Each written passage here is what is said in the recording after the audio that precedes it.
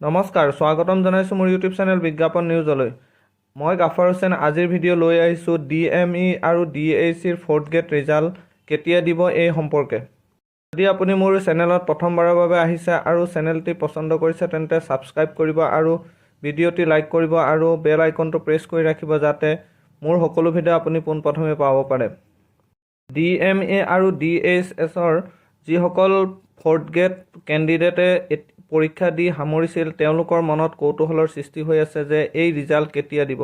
অসম চৰকাৰক অনুৰোধ জনাওঁ যে যি আগৰ ৰিজাল্টত অভাৰলেপিং আৰু একেটা নম্বৰ কেইবাবাৰো আহিছিল এই ধৰণৰ খেলিমেলি যাতে আকৌ পুনৰাই নহয় আৰু DME আৰু DHSৰ ফ'ৰ্থ গ্ৰেডৰ ৰিজাল্টসমূহ সুচাৰুৰূপে দিয়ে তাক চৰকাৰক অনুৰোধ জনাওঁ। আৰু বহুতো কেণ্ডিডেটৰ মাজত এইটো বিষয় লৈ প্ৰশ্ন হৈছিল যে আগৰ নিচিনা খেলিমেলি নহয়, আকৌ যেন পুনৰাই শুদ্ধভাৱে ৰিজাল্ট দিয়ে যেন। যিহেতু 11 মে'ত